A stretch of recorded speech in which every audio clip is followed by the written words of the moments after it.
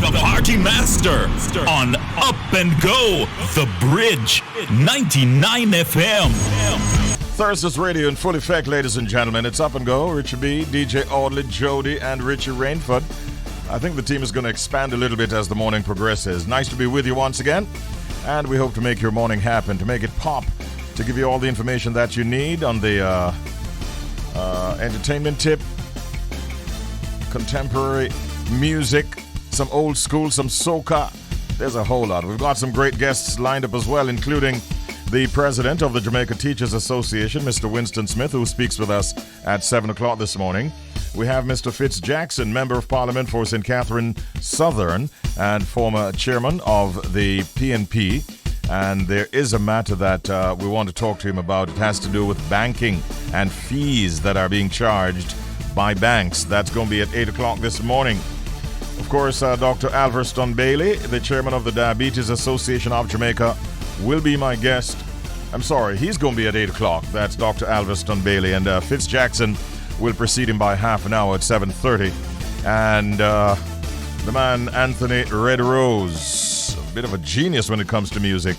He's going to be he's going to be our guest at 9 o'clock this morning. So there's a lot to look forward to. Good morning once again and welcome. It's time now for headlines across the bridge. Climate Change Minister Pernell Charles Jr. says that over the next 2 weeks, small island developing states such as Jamaica will be engaging global leaders in aggressive and very significant discussions around how developed and developing countries can collaborate to reduce greenhouse gas emissions, GGE. Charles, who is heading Jamaica's delegation to the United Nations Climate Change Conference underway in Glasgow, Scotland, said that the 1.5 degrees Celsius limit on global temperature rise, which was included in the 2015 Paris Agreement, will be one of the critical topics for Jamaica and the Caribbean. The region contributes less than 1% to global greenhouse gas emission, but is expected to be among the earliest and hardest hit by climate change. Floods, storm surges, erosion, and other coastal hazards exacerbated by sea level rise already threaten vital infrastructure, settlements, and other facilities. Minister Charles says failure to keep the global temperature rise to below 1.5 degrees Celsius was not an option in light of the anticipated greater frequency and intensity of weather hazards. Also on the local scene, we have another story. Student safety top priority, says Education Ministry. The Education Ministry says students' safety is being given top priority as the country prepares to begin a phased resumption of face-to-face classes for children in grades 7 to 10. At the same time, the ministry said through the Education in Emergency Plan, guided by international best practices, all students are provided with the opportunity for continued learning through modalities such as computer-aided learning, audiovisual learning, and the use of learning kits. In collaboration with the Ministry of Health and Wellness, we are now able to safely return some of our students into the physical learning environment, which is being done on a phased basis. It is our plan for all students to have access to in-person learning as soon as it is safe for them to do so. Therefore, the grades 7 to 10 students will be provided with this opportunity once the Ministry of Health and Wellness has directed that it is safe for us to offer this opportunity to those students, the Education Ministry said in a response to questions recently. The ministry also indicated that it has not received any formal reports from grades 7 to 10 teachers and students. They said, we are, however, aware of the general preference for in-person learning, which we know is the most effective learning modality for most, if not all, our students, according to the Ministry of Education statement. And we can now go a little further afield, as here's a story. The Coast Guard cutter Joseph Napier crew transferred 77 Dominican and 6 Haitian migrants to a Dominican Republic Navy vessel yesterday near Punta Cana, Dominican Republic, following the interdiction of 2 illegal voyages in the Mona Passage. The first illegal voyage was interdicted by the Coast Guard cutter Winslow Gracier, a customs, a border protection, and 2 Puerto Rico Police Marine units, and a Coast Guard MHS OT helicopter on Monday morning after the crew of a Customs and Border Protection Marine Enforcement initially detected the 25-foot vessel just off the Descio Island, Puerto Rico.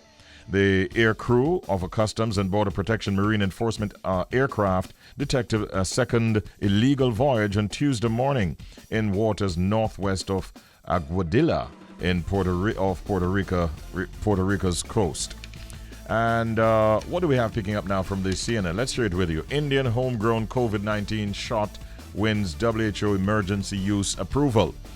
The World Health Organization, WHO, said on Wednesday that it has granted approval for Indian drug maker Bharat Biotech's homegrown COVID-19 vaccine for emergency use listing, paving the way for it to be accepted as a valid vaccine in many poor countries. The WHO tweeted that its technical advisory group had ruled that benefits of the shot, known as Covaxin, significantly outweighed the risks that it met, and that it met WHO standards for protection against COVID-19. And so that is a new development that we thought we'd share with you. That brings us to the end of our headlines across the bridge. Right now, it's time for us to get on to our first interview segment. And just to tell you that this morning we have with us the president of the Jamaica Teachers Association. If you recall, in October of this year, Mr. Smith shared that he does not believe that the Ministry of Health erred in opening inoculation with the Pfizer brand to adults. He's also now calling for the government to secure more Pfizer vaccines since those are in greatest demand. And that will form a part of our discussion this morning with Mr. Winston Smith, the JTA president. Good morning, Mr. Smith. Good morning, Richie B. Thank you for having me. As always, one pitch. Without a doubt, one titch. And it's always a pleasure to have you. We see you've been making a number of statements that have been making the news. I'm not surprised. One titch. but let in all seriousness, Winston, let's look at how things have been with your members at the JTA. In general, how have they been coping during this pandemic? Well, as always, Richard B., teachers are very resilient and have always demonstrated a high level of commitment to the business of education. The teachers are working assiduously to ensure that our students recover the lost learning time that they would have encountered, and are positioning themselves to take on the business of educating the nation's children. 100% commitment. Do you sense that we're getting closer to normalcy within the education sector? We see where the Prime Minister has gone ahead and made the announcement, and it's now being, it's actually been happening where some schools have reopened. Are you sensing that we're getting closer to normalcy, or do you see big problems still ahead? I wouldn't say we are getting close to normalcy, but I would say it's a step in the right direction, and it's a positive move. We would have made recommendations to the Ministry of Education and by extension the government as it relates to how we would like to see school proceed in an attempt to reopen to our students. And they have adopted most of the recommendations that would have suggested. And schools will reopen on a phased basis as would have articulated, emanating from our Central Executive meeting on October 22nd. So we are looking forward to that kind of movement, and we're hoping that these teachers will be provided with the necessary protective gears to safeguard them as they encounter or move through the space, seeking to educate the children and get our children back to face-to-face interaction.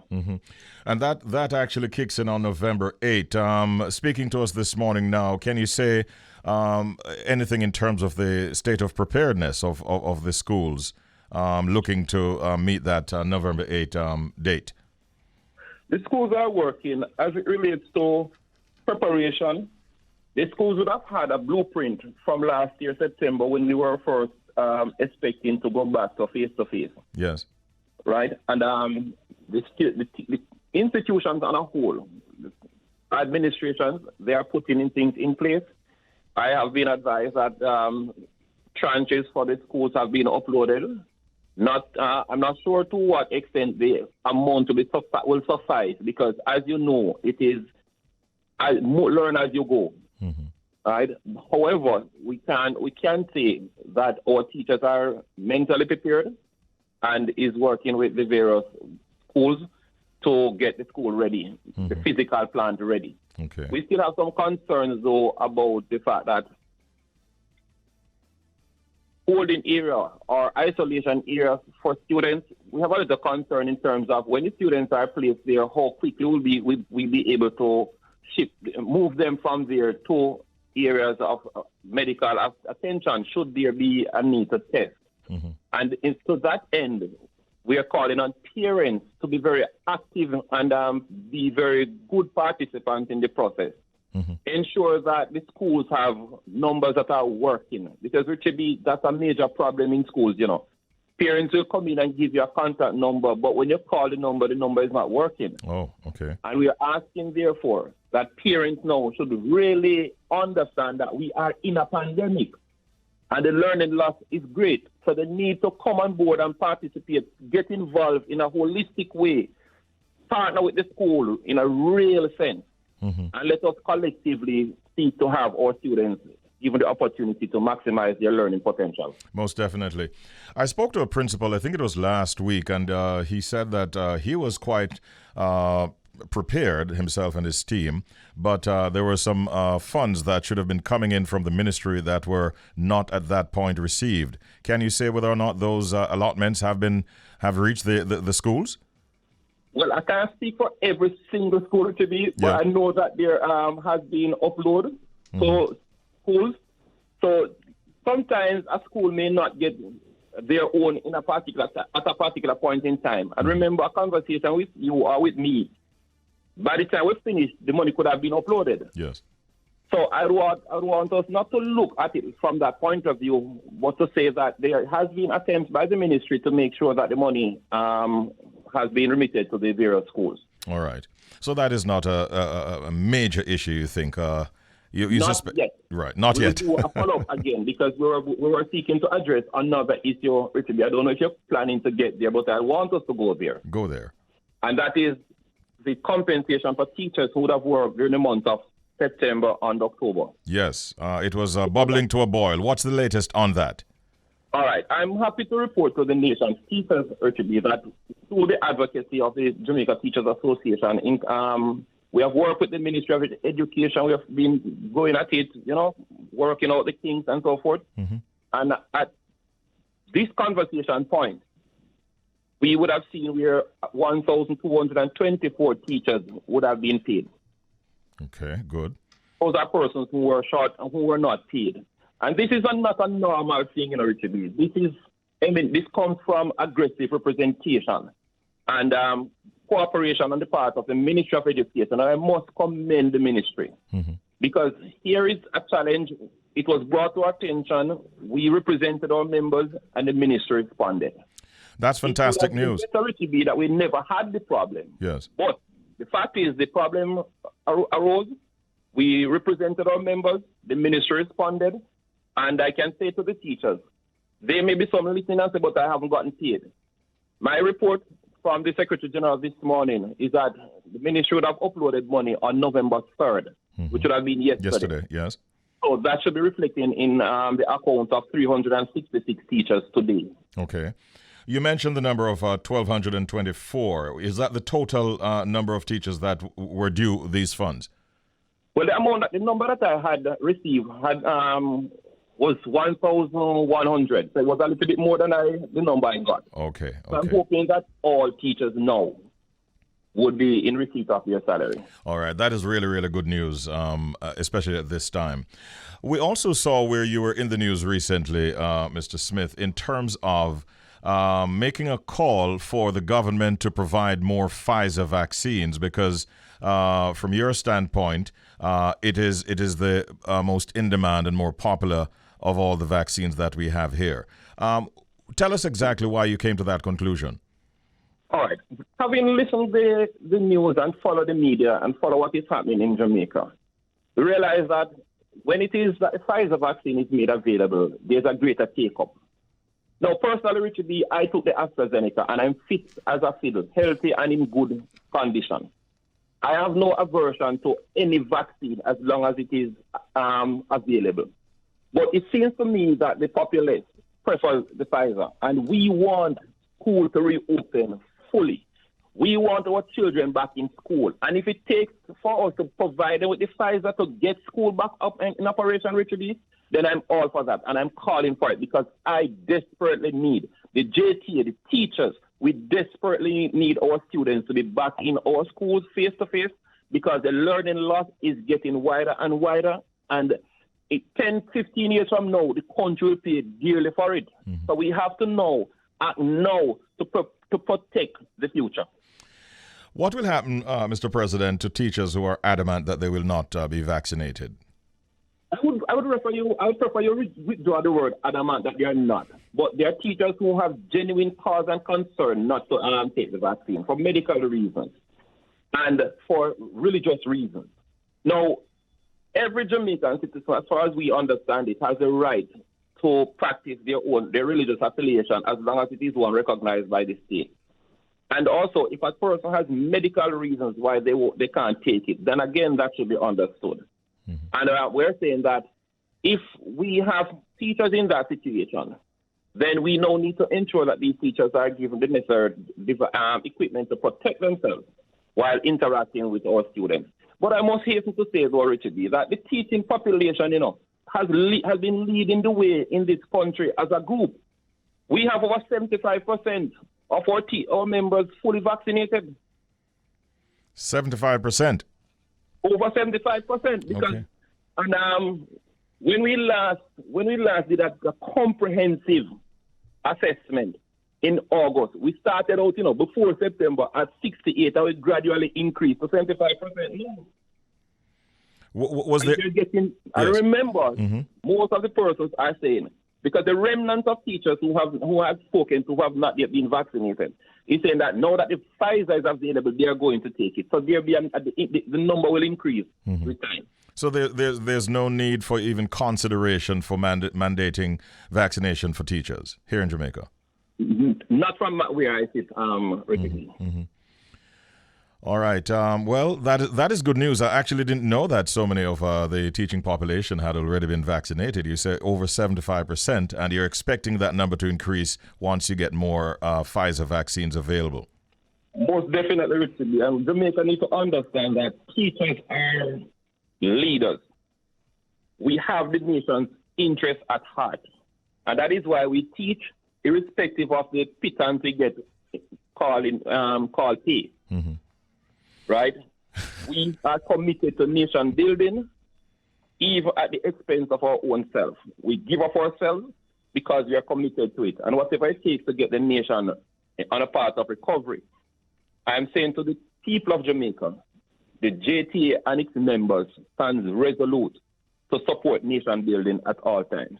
All we are saying to the nation now is to help us as teachers so that we can be fortified to do the job of nation building. We laud all of the efforts of the teachers of our country, and we thank you for the sizable contribution that you have made all through the years, and we hope that you'll find the strength to continue so to do.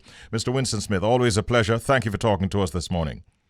Thank you, Richie B. But just permit me before I go to express our sympathies and condolences to our teachers who are at this time grieving because of loss of loved ones. And those who are injured and recuperating, we commiserate with them, and we're hoping that all our teachers can be constantly protected. And I'm saying to those who are attacking our teachers, please, for the love of God, leave the teachers alone. Teachers are broke pocket people. We don't have any money. So you come to rob a teacher, you're wasting your time. When the gunmen, I'm talking to you now. Yes. The cost of your bullet that you wanted to expel in a teacher, when you put that there, you would have wasted money because what you're going to get from the teacher can't even buy back a bullet. So please, let us protect our teachers because the teachers are seeking to make your children better, the country better. And we are expecting that our teachers will receive that kind of respect and support. Most definitely. We endorse all that you've said, and we thank you once again, Winston. Have a good day. Always a pleasure, man. Take care. Thank you, Richie B. And you too. Without a doubt. But right now, there's a gentleman here in Jamaica. His name is Mr. Fitz Jackson. He's Member of Parliament for St. Catherine Southern. And you know that he has been advocating for Jamaicans for a reduction as it relates to high bank charges and fees. But he's not the only one. Recently, I saw where the Prime Minister of Barbados also added her voice, lent her voice to the subject, and she said that her government could bring legislation that pretty much against these high bank fees. And I'm sure that Mr. Jackson is quite heartened with that development from within the region. Of course, Fitz Jackson first introduced a resolution on bank fees way back in 2013, but then he faced defeat when the matter was voted on in the House of Representatives in 2018, mainly, some would say, along party lines. But Fitz has vowed that the fight is not over, and he's definitely continuing in that regard. He's my good friend. Good morning, Fitz Jackson. How are you, sir? Boy, good morning, Richie. I could almost hang up the phone now, and I hear you say that I'm your good friend. I feel so honored, privileged, elevated, esteemed. I'm running out of adjectives to describe the feeling I get. Morning, my friend. Morning, my bro. Listen, the last I wouldn't make that mistake again. Listeners. Yes, the last time we spoke on this kind of medium, it slipped me to include that, and I was strongly reprimanded, if you recall. But how have you been doing, Fitz? No longer chairman of the People's National Party, still yes. MP. How is it going with you? Pretty good, involved in many more things, include, of course, continuing my parliamentary duties. Yes. And giving more attention to that, and many other things, trying to help more people and make Jamaica a better place for all of us. Indeed. Have you yet called Angela Brown Burke, and are you available in case she needs pointers going forward as the new chairman of the People's National Party? I am on 24-hour call for the People's National Party and service to Jamaica, Richie. All right, great. Always been. All right. You would have seen where the Prime Minister of Barbados, Mia Mottley, also is now pretty much jumping on this matter that you have been at for quite some time, the matter of high bank charges and fees. How heartened were you when you saw that development out of Barbados? Very, very, very heartened, Richie. Very heartened. It's a problem that has been plaguing the Caribbean region for some time. I've heard persons raise it in Trinidad before. I know we hear it at a high level in Barbados.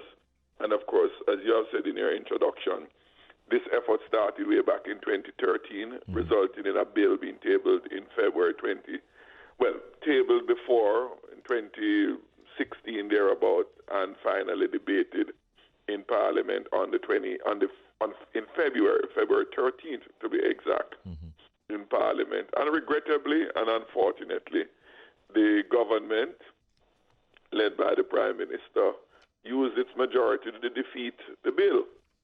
But what is of note, there wasn't even an attempt to peruse the bill to see where there may be need for any modification or changes, notwithstanding the fact that the bill before the Parliament is the result of bipartisan effort and consultation at the committee stage of the Economy and Production Committee, to which I had referred the motion initially in 2013. It enjoyed bipartisan support.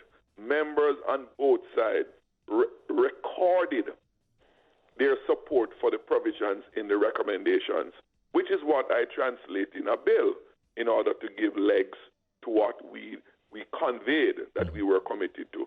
And regrettably, the very same members who voted and supported the recommendations for things to be done and ought to be done, etc. The very same members voted against the bill when it was time and an opportunity to translate words into action.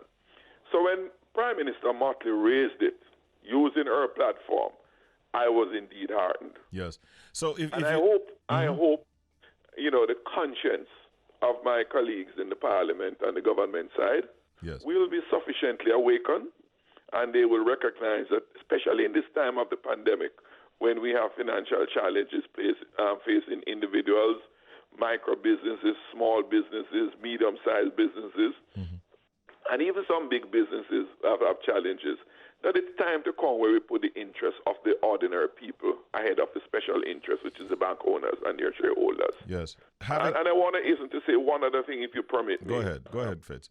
While the bills seek to provide a minimum level of service to the depositors, minimum level of service that allows for a range of transactions to take place at no charge.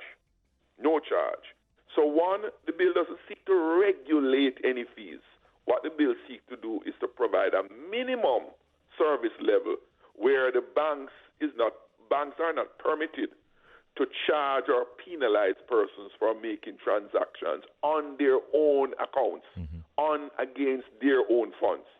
And secondly, and very importantly, there is nothing in the bill that seeks to set any level, any rate, regulate anything to do with fees emanating from transactions with a customer and the bank's money. So in other words, if you go on to negotiate a mortgage, a loan for this, a wire transfer overseas, and other services which are the bank's services that has nothing to do with your money in your account, you can agree and negotiate on what those charges between you and the bank. That's a private negotiated arrangement. The bill before the parliament has absolutely nothing to do with those kinds of fees. All it says, allow depositors to deposit their monies, make transaction against them without any penalty, which is what they call fee. So if you have the deposit, if you have to withdraw into your account, if you have to ask the bank to give you a statement on your account, because they don't issue passbooks anymore or issue monthly statement, everything online that you have to use that channel. If you sit your money inside here for a long time, there's no penalty accruing to you. Well, they have suspended that. They have not terminated it. They formally said they were suspending it, but give them the latitude to reintroduce it at any stage that they wish. All those charges we are saying ought not to apply. Yeah. So we're not regulating fees. We are setting minimum standards for our depositors. We are seeking to give them certain minimum level of protection against their own money. And what needs to be done, Fitz Jackson, for this to be lawfully, taken on by the government? What really needs to happen? Simple, very simple. Since the bill was defeated in February 2018, later in the month, in the year then, I retabled the bill in 2018, and I have sought to have it on the order paper of the Parliament continuously. After the elections last year in September, I retabled the bill again. So it is always there, providing an opportunity that when the conscience of my colleagues are awakened, the conscience of the government members, because all the opposition members are in support of it and so voted when it came up for a vote.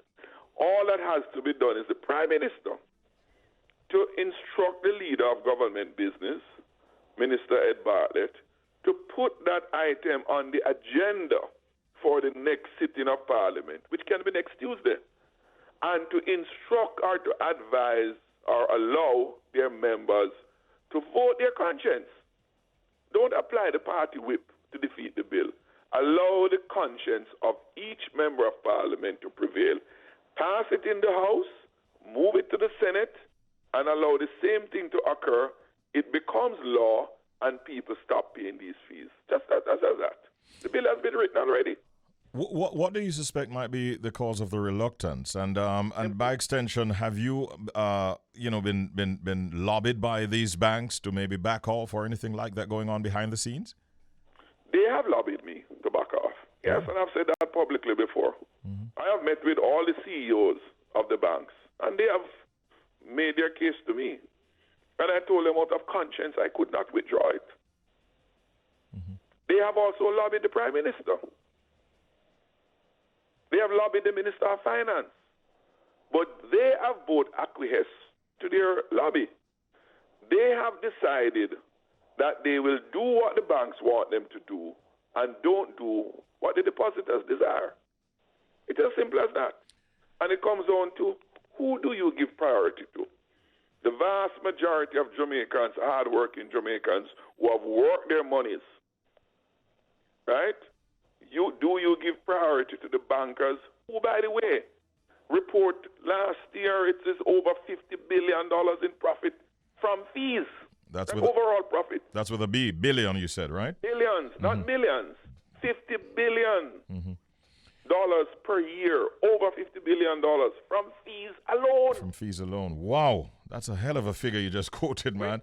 When you look at the ratio yes. of their revenue from loans and fees, it's about 60% of their revenues are from loans and 40% from fees.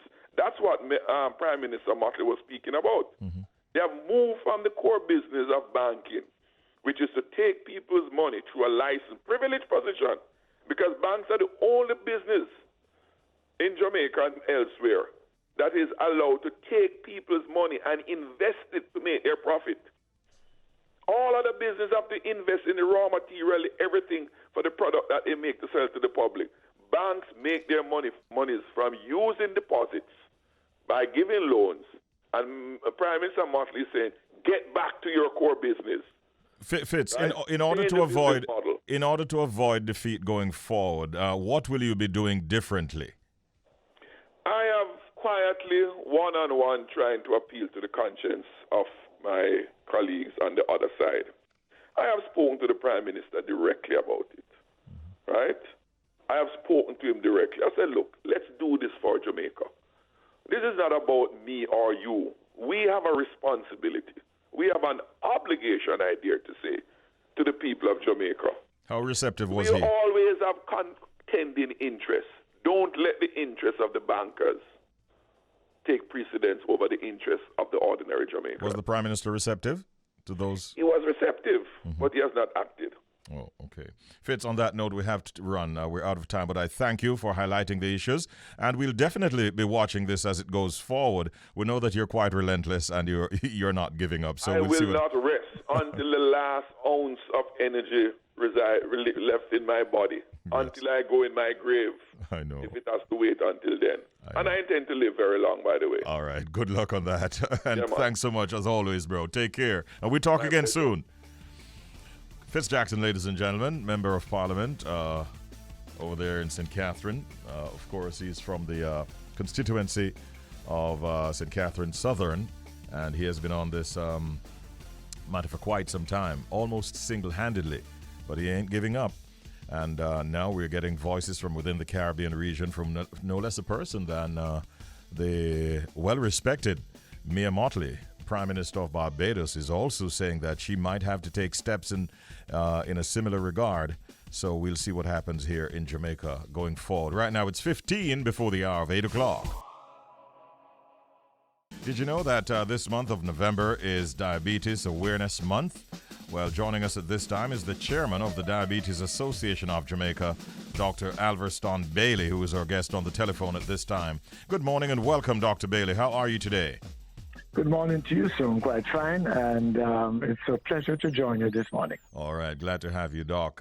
It's Diabetes Awareness Month, and we're going to ask you to highlight some of the activities as we go further. But I want to start this morning by asking you, Doc, what is diabetes? Okay, diabetes is a condition that is caused by deficiency of a hormone in the body called insulin. And in this particular case, your body either underproduces the insulin or you are unable to absorb the insulin. And the insulin is critical. It actually acts as a key to allow sugar to enter your cells. And therefore, the insulin initiates a response that allows your cell to allow sugar to enter. If you're insulin deficient or you're insulin resistant, the key is closed and the sugar cannot enter your cells and your cells become starved. And then you develop a lot of complications because of excessive sugar circulating in the body. And you start to urinate a lot, you start to lose weight, you start to itch a lot.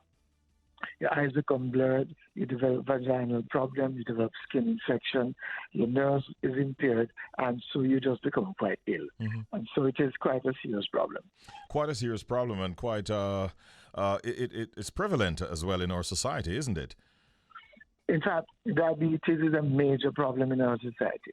Just to put things in perspective, Yes. that up to last year, over 463 million persons in the world have diabetes.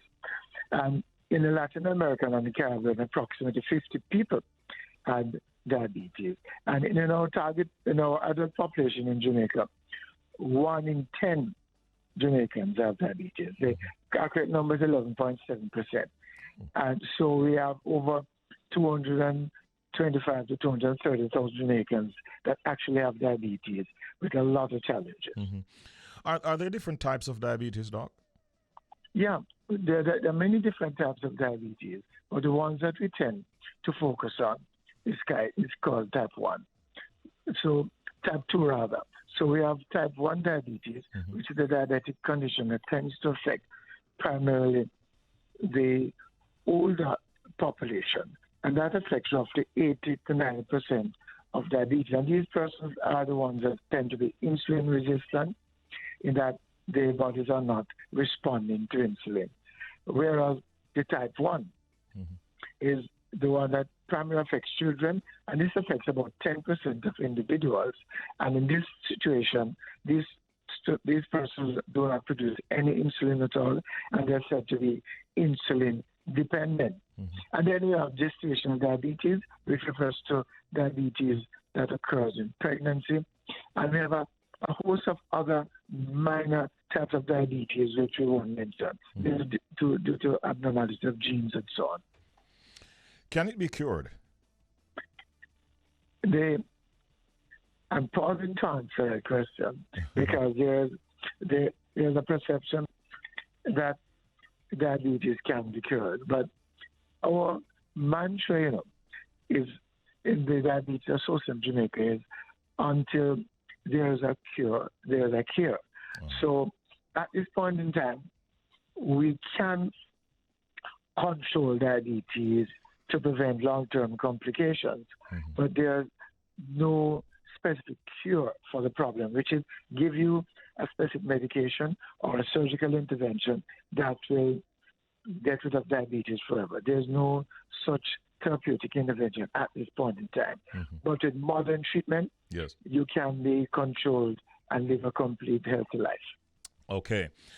Doc, how can we prevent ourselves from developing diabetes, though? What should we do? That's an excellent question, because we do know that there are what we call risk factors for diabetes. And this is something that all persons listening must be aware of, because we recognize that your lifestyle can, in fact, predispose you to diabetes. So diabetes, one, tends to run in families. And so you need to be aware of that. And so you need to ensure that you pay particular attention to your weight. The more fatty tissue you have, the more resistant your cells becomes to insulin, and you're prone to diabetes. You must pay attention to your activity. The less active you are, the greater your risk. You must be aware that persons of African American origin are prone to diabetes. Your age increases your risk as you get older, therefore you should get checked regularly. And you also need to remember that your fat and oil intakes also will increase your chance of complications for diabetes. So you find your age, your race, your family history, and your lifestyle are risk factors for diabetes. Okay. All right. Let's turn our attention now, Doc, if you will, to Diabetes Awareness Month. What can you tell us about this month, and what are some of the activities that are planned? Okay. The month of November is described as Diabetes Awareness Month, and we will launch the Diabetes Awareness Month on Friday of this week, and this will be a launch at the Ministry of Health and Wellness, when we will gather together to discuss the challenge that diabetes poses, and we will be having greetings from the Diabetes Association of Jamaica, Heart Foundation, and Dr. Christopher Tufton will be giving a keynote address, and we will be showing some videos on diabetes, and that I'm sure will be in the public domain. So that's when we plan to launch Diabetes Awareness Month. And on the 11th, we'll be publishing a supplement in the newspaper, which will give a summary of some key issues related to diabetes. And then that's on Thursday, November 11th, and on Sunday, the 14th is World Diabetes Day, when we'll come together and post a raft of information on social media about diabetes, and we'll be having many interviews to discuss the issue. And then there's an ongoing video series on diabetes care, which will be in the public domain for persons to access information about diabetes. And on the 26th of November, we'll have a signing ceremony between the Ministry of Health and Wellness and universities, looking at establishing a non-communicable disease volunteer program, which is a program designed to identify persons who have non-communicable disease and put systems in place to help them to overcome these conditions. Okay. Lots of activities. What are the social media handles that persons might want to, who want to participate, maybe could so do? Okay, we have a fairly active group of youngsters in the Diabetes Association, and so they're quite good at posting information on Twitter, on Instagram, and on social media. So those are and on Snapchat. So those are the main areas that persons can go and get information about diabetes, about World Diabetes Day, and about the Diabetes Association of Jamaica and the services that we offer. Okay. Let me just ask you one final question this morning, Dr. Bailey. Persons who are diabetic, is it recommended that they get vaccinated against COVID-19? That's an excellent question. And in fact, it's a question that many of my patients ask, and it speaks to the need for really more specific messaging for Jamaicans, especially those who have hypertension, diabetes, heart disease, and respiratory problems. The truth is, persons with diabetes are at high risk of complications from COVID. In fact, the data shows that they are 50 times more likely to die from COVID than the regular person, because diabetes is a multi-system disease that affects heart, it affects the kidneys, affects the circulatory system and the brain. And unfortunately, COVID-19 also affects those organs and decreases the oxygen concentration in those organs.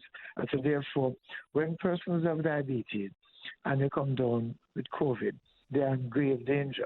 And so we recommend that anyone listening, if you have diabetes, you should go to your doctor to be evaluated.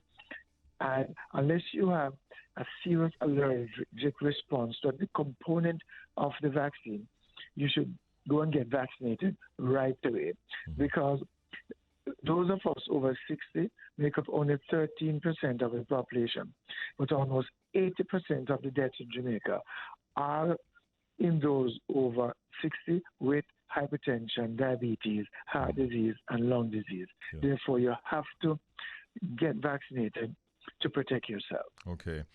A lot of information that we could use. We thank you so much for spending time with us this morning and sharing so much information with us, Dr. Bailey. Much appreciated. All the best for the rest of this month, which is Diabetes Association of Jamaica's Diabetes Awareness Month. Thank you again, and you have a wonderful day today. Thank you very much for having me. Our pleasure. A chat there with Dr. Alverston Bailey, the chairman of the Diabetes Association of Jamaica, and the focus was on Diabetes Awareness Month and things related to the disease itself. I'm sure that you found that to be useful. Some things are happening in China, and it's of concern, because the government has now gotten to the point where it's urging its citizens to stock up on daily necessities and for authorities to take steps to ensure adequate food supplies as the country, China, adopts increasingly tight measures to contain its latest COVID-19 outbreak. So Remember I told her that they've turned on all the traffic lights on red at a particular point in one of the cities because they want everybody to stay home. Yeah, that they are doing some things, and now they're telling their citizens to stock up because they don't want not even one case of COVID-19 over there. But there's a bigger issue that is coming out of China. I can't recall ever hearing such a story. Chinese tennis star Peng Shuai, or some would say Peng Shui, has publicly announced a retired communist official sexually assaulted her. Now, she's a very high, top-achieving tennis star and has a number of trophies and so on, has won a number of championships. And she says that Mr. Zhang, a former vice premier, forced her to have sexual relations with him when she went to his home as a youngster many years ago. She's now 35, and she went there to practice, and that this high-ranking member of the party over there, Vice Premier Zhang Goli, forced her to have sex, and this has gone viral, and she's not letting up at all. She says, unfortunately, I have no evidence, and it has been impossible to leave any evidence. You were always afraid that I would bring something like a tape recorder to record evidence or something. There's no audio record, no video record, only my distorted but very real experience is what this Chinese tennis star is putting out that has gone viral. And Mr. Zhang, at 75 years of age, is definitely in a spot of bother and will seemingly have to answer to some charges. Out of China. Right about now, ladies and gentlemen, he's been a stalwart, active member of our music and entertainment fraternity for years. A singer, songwriter, producer, and one who has his fingers on the cultural pulse of reggae music for a long time. Many of you might not even be aware that he has written many songs for different artists, not just for himself, including names like Bounty Killer, who has written for Beanie Man, Cobra, Terry Linen, Gentleman, Simpleton, and the list goes on and on. He's a brother that we hold in very high esteem, and we're pleased to have him on the program with us right now, Mr. Anthony Red Rose. Good morning, sir. Good morning. Good morning, Mr. Richie B. How you do, sir? Yeah, I'm a good man. Welcome to Up and Go here on the bridge, Anthony Red Rose. What have you been up to recently? We got a new rhythm that I think you call it the Singer's Anthem, is it? Yeah, man. Getting a nice thing about it. People them love it, you know? Yes, I played it, I think, earlier this week. You have a song on it. I think I played, was it Luciano? A couple of Luciano, Ezra. Yes. You know, you can name it. A new artist. I mix the new artist with the old and the middle class. You know, it's one of them albums that were just out of the world. Mm-hmm. And it's Errol very Dunkley. Yes. Yeah, you know what I mean? It has a feel to it that I like. It's almost like you'd say big people's kind of music, you know, which the youth can also enjoy. But Yeah. When you put such a package together, what is the intent? You want to cater to a particular market? Yes. Really and truly, you know, when you look into the business, you know, Mm-hmm. it really need music like that, because if you don't make music like that, the youth them now go listen and go and want to do the same thing. Mm-hmm. You know what I'm saying? Because them kind of music there needed in another marketplace. Mm-hmm. You know, so Most definitely. Yeah, because music on a whole, when you put out music like that, it's like, yes, teach the youth them, say, listen, this is a part of the business, and you all must cater to it too. Mm-hmm. Mm-hmm. You know what I mean? Yeah. Original sounds of reggae is what it is, man. Singer's Anthem, and that is one that you must look out for. So it's officially released now, right? Yeah, it's distributed by VPAL Music. You know, I know it's out on all digital platforms. You can get it. Spotify, any one of the iTunes, anyone, it's all out. All over the place. All right, Singer's Anthem, produced by Anthony Red Rose. I want to go way back now, though, Anthony, to the days of Tempo and Under My Fat Ting and all these kinds of big songs.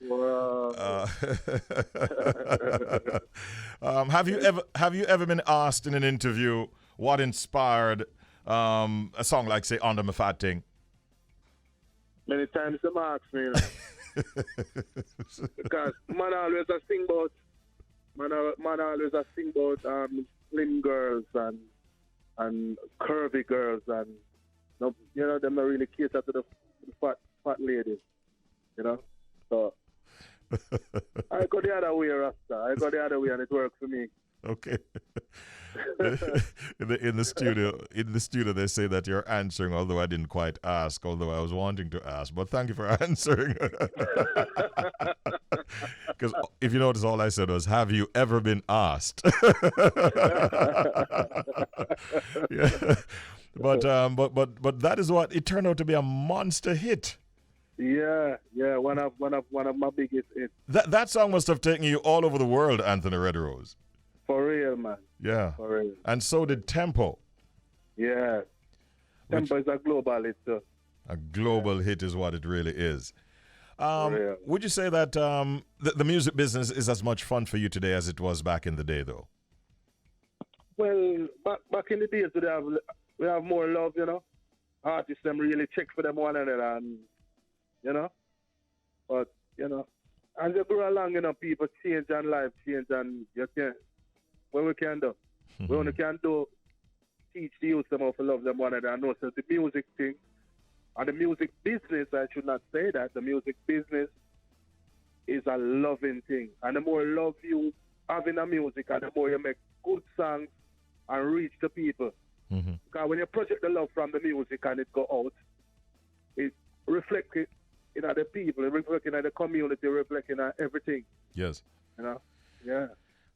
In the introduction, we highlighted the fact that in addition to doing work for yourself and writing for yourself, you have also written for a number of artists. One in particular, Bounty Killer, for instance. You've had an excellent relationship with Bounty through the years. You've had a big song. It was Ultimate, that was right, back in the day. And recently, fairly recently, you also teamed up with Bounty Killer again. What came out of that collaborative meeting with Bounty Killer recently? Well, so far, the song called Brand New Body. Oh, it's making waves right now. Mm-hmm. And especially in the Spanish market. Oh, boy. It's going on very good, Richie B. Richie B, that song? Mm-hmm. That song, watch out for it. Because you remember one time we did this song with Killer, Let's Get Intimate. Yes. It was like a song that sneak up on you.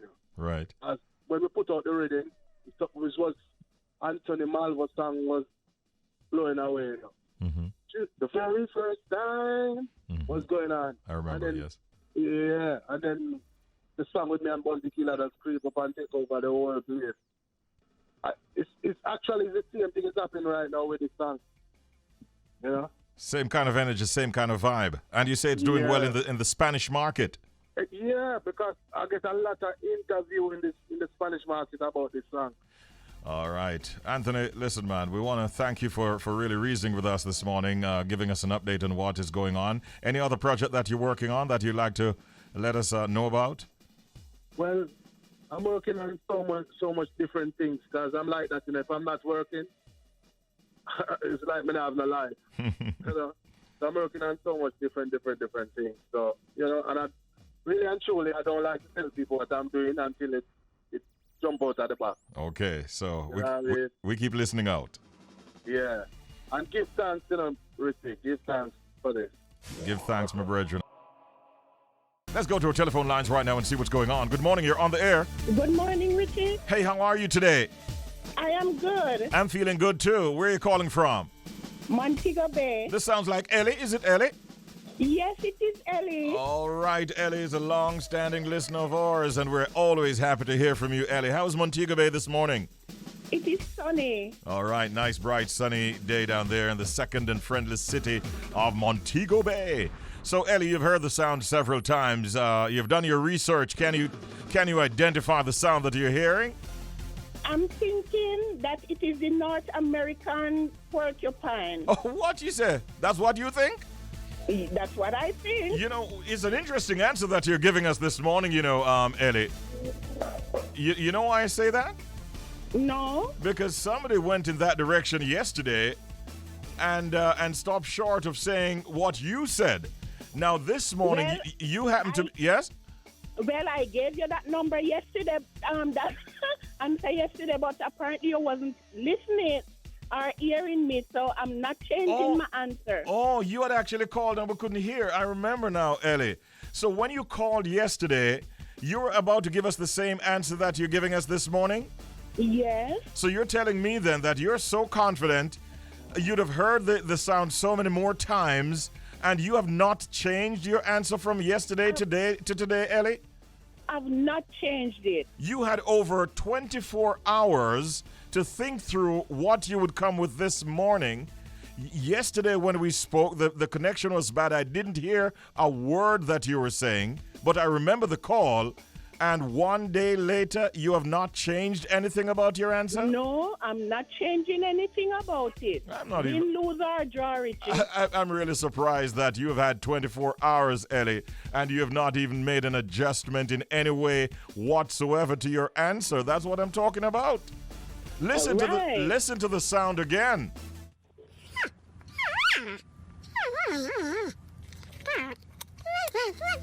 So, Ellie... Yes, Richie? 24 hours later, you're live on the air. There are millions of people listening to you here in Jamaica and around the world on the bridge. And you heard the sound. This is the secret sound game. What is your final answer? North American porcupine. She sounds even confident saying it too, and you ought to be because you are a winner! That's the sound of victory. Ellie, you are a winner! Thank you. That's the sound of victory, ladies and gentlemen. That's what it sounds like. Congratulations to you, Ellie. I'm proud of you. You did your work, you did your research, and now you are a winner of $99 US and 3 times $99 Jamaican. I needed it, Richie. And by the way, what is different about your answer is that you gave us exactly what we wanted. I think it was Cunis, who said porcupine yesterday. But we had to get the North American porcupine because that one has a particular and unique sound. And so you are bang on target and you're right with the money. And so congratulations to you, Ella. We'll talk to you off the air. Have a great day today. You too, Richie. Thank you again. All right, Ellie. Big up yourself. 24 minutes now before the hour of 9 o'clock. Whew. Man, oh man. I wouldn't have guessed that one.